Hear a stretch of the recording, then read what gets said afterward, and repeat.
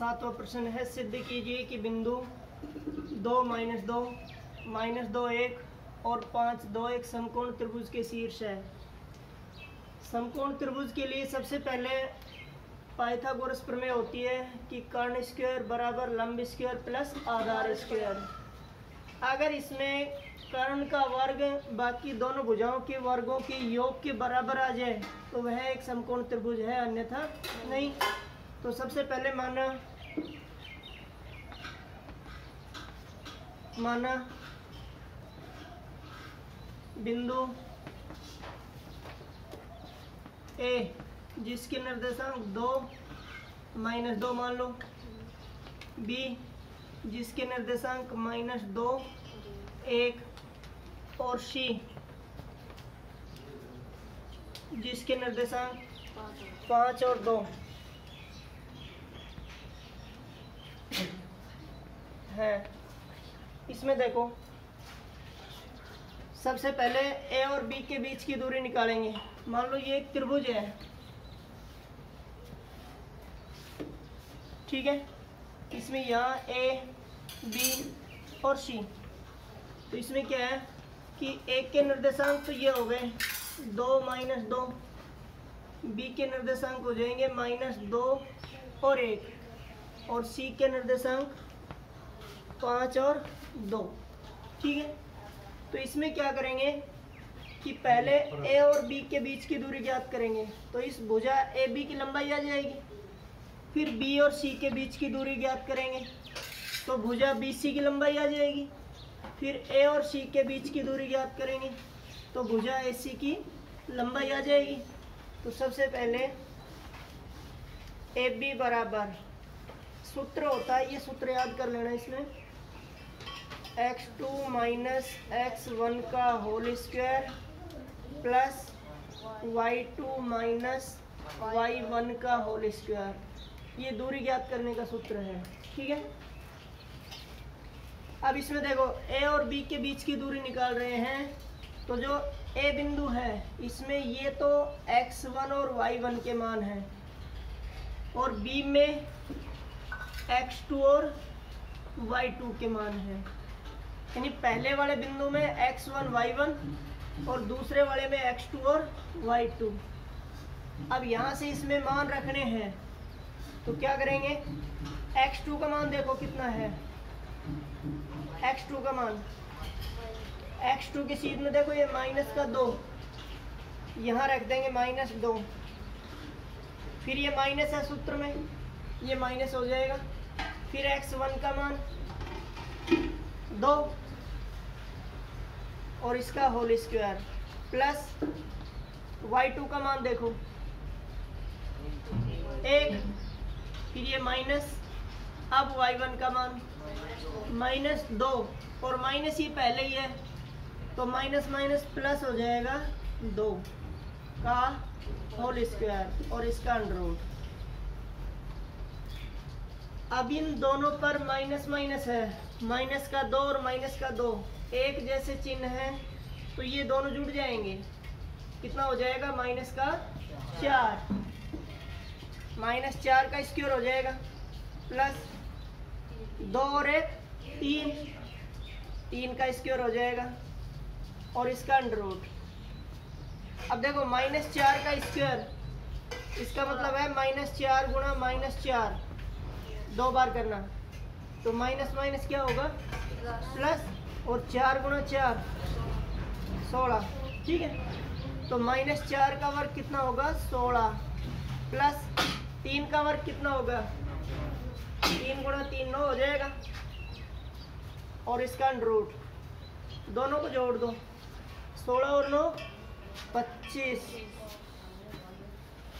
और 25 का वर्गमूल 5, क्योंकि यदि 5 को 5 से ही गुणा करें 25 आ जाएगा, तो 25 का वर्गमूल हो गया 5। एक भुजा की लंबाई आ गई है बी की, ठीक है। अब दूसरी भुजा की लंबाई निकालेंगे बी और सी की, तो यहाँ लिखेंगे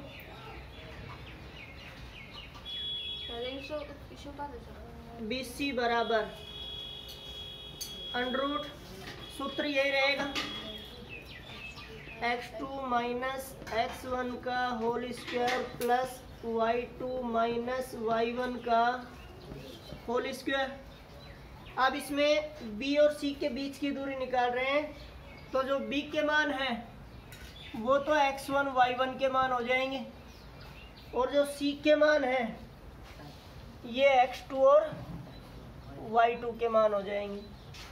अब इनसे मान रखेंगे, देखो x2 का मान 5 माइनस y1 का मान 1, फिर प्लस y2 का मान 2 minus x1, x2 minus x1 और y2 माइनस y1। ठीक है, तो अब इसको पहले यहाँ तक उतार लो।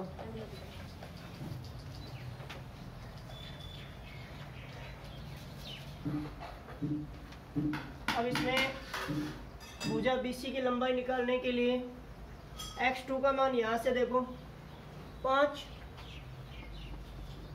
माइनस x1 का मान -2 है, और माइनस इसमें ऑलरेडी है तो ये प्लस का 2 हो जाएगा, इसका होल स्क्वायर प्लस y2 का मान 2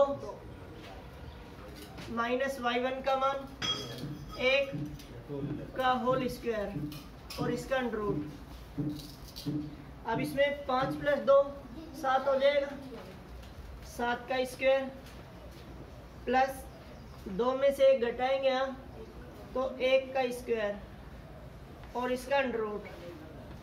7 का स्क्वायर है, इसका मतलब 7 को 7 से गुणा करेंगे 49 प्लस 1 का स्क्वायर 1, दोनों को जोड़ेंगे 49 प्लस 1 50 का वर्गमूल। 50 का पूरा वर्गमूल नहीं आता है तो 50 के अभाज्य गुणनखंड करके देख लेना। 2 का भाग देंगे 25 आएगा, फिर 5 का भाग देंगे 5 आएगा, फिर 5 का भाग देंगे 1 आएगा। तो इसमें जोड़ा ये बन गया, जो जोड़ा बन गया उसमें से तो 1 अंक बाहर निकाल लो 5, और जो बच गया उस पर अंडर रूट लगा दो 5√2। तो 50 का वर्गमूल कितना हो गया 5√2। मात्रक लिख सकते हो इसके पीछे, उसमें भी 5 मात्रक। ठीक है, बी और सी के बीच की दूरी आ गई। अब दूरी निकालेंगे ए और सी के बीच की दूरी। तो यहाँ लिखेंगे AC बराबर ए और सी के बीच की दूरी निकालने के लिए, अब देखो यहाँ कौन सा ए पहले है तो ए में जो मान है वो x1 y1 के मान लेंगे, x1 और y1, और सी में जो मान है वो x2 और y2 के मान रहेंगे।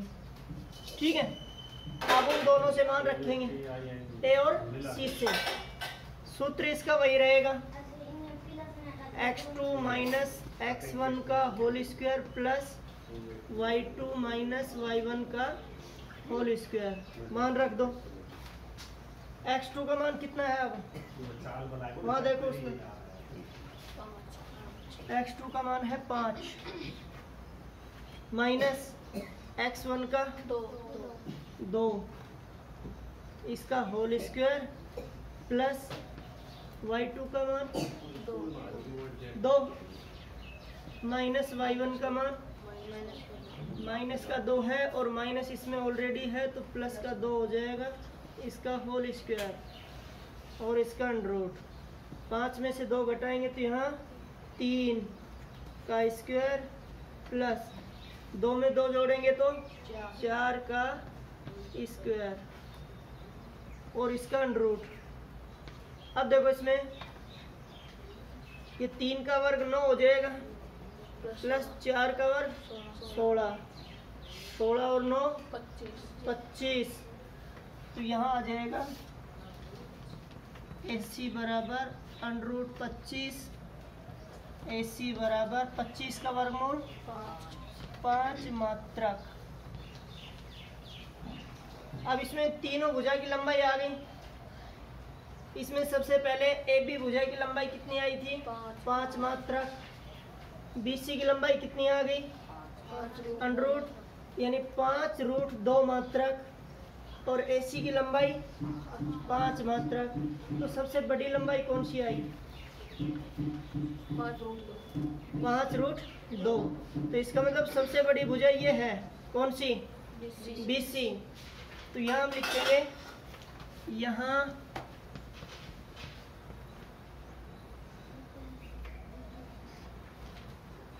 5√2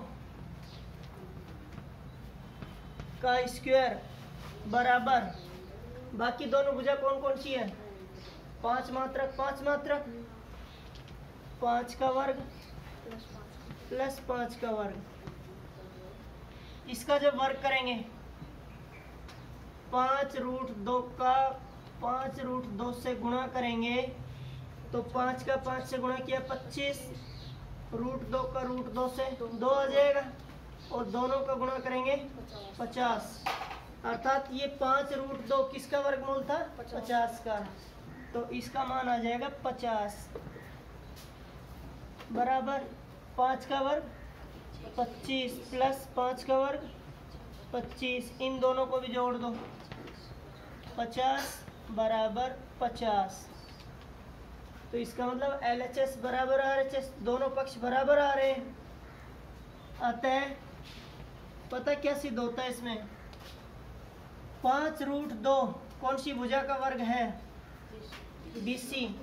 तो यहाँ लिखेंगे BC स्क्वायर बराबर 5 का वर्गमूल AB square plus AC square. ये पाइथागोरस प्रमेय बन गई। कर्ण का स्क्वायर बराबर लंब स्क्वायर प्लस आधार स्क्वायर। इसलिए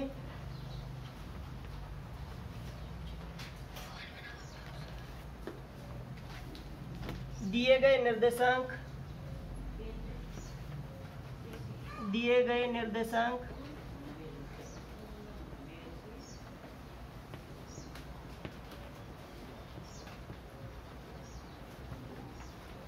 एक समकोण त्रिभुज के